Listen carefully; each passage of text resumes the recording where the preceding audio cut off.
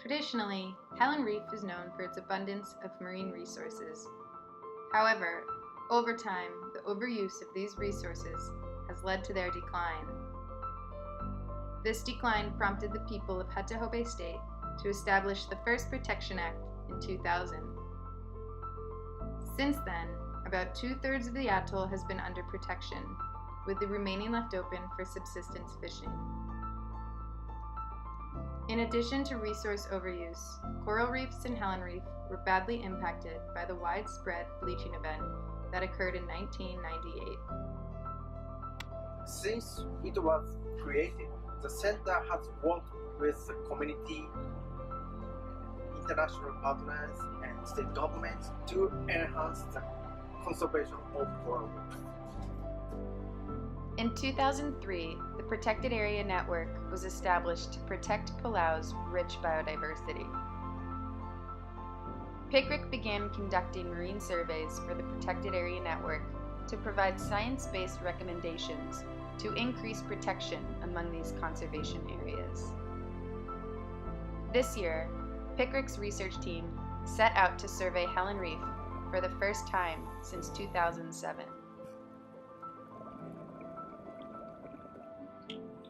So here we are at Helen Reef. We arrived early this morning after a 40-hour sail from coral. So Helen Reef is an atoll. It's 162 kilometers square in size, so it's pretty big.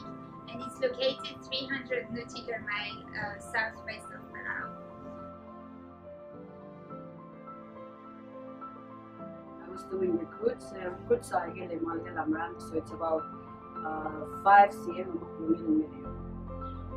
Recruits, it's important. Then it tells you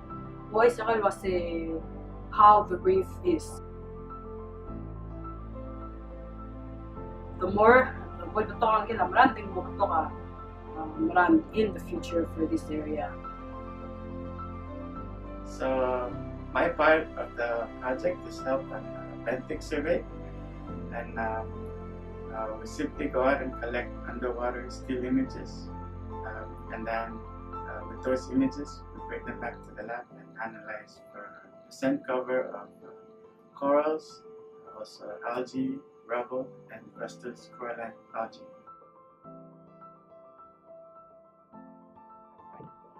For our fish surveys, we use 2 GoPro cameras that are mounted on a camera frame and calibrated to allow for post-processing back at the center. This allows us to get more accurate counts and measurements to the nearest centimeter. And this is useful for us because we can track changes in biomass, abundance, and diversity in the fishes over time.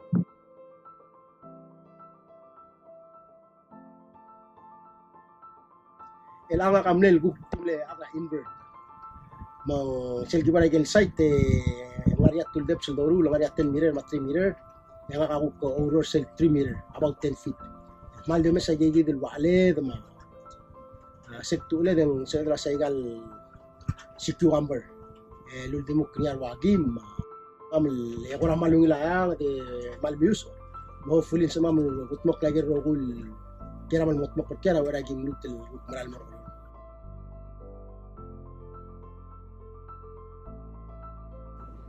In addition to ecological surveying, I'm collecting water samples from Helen Reef because right now PICRC is trying to establish a database of water quality around Palau. At each of the sites that we're surveying here at Helen Reef, I'm using this water sampling piece of equipment which actually has multiple sensors on it. It's called an AAQ. What I do is we drop it down from the surface and we drop it all the way down to the bottom. It takes measurements every 0.2 seconds, and so that actually gives us a whole lot of data to see what the water column actually looks like from the surface to the middle to the bottom, so that we're able to compare between each of the sites and at each of the depths.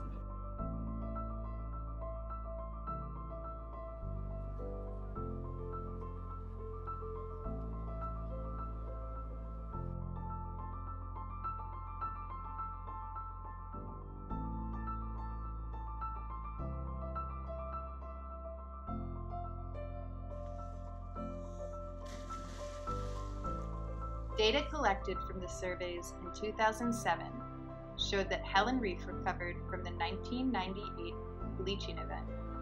More than 10 years later, PICRC researchers discovered a still thriving coral reef.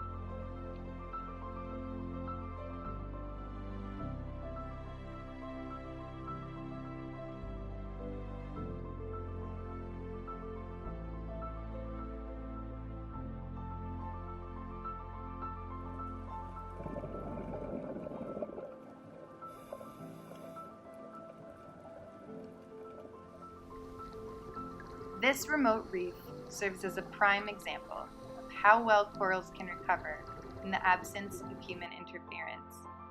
With the persistence of conservation efforts from Hachahobe State and with help from the Protected Areas Network, the future looks optimistic for Helen Reef.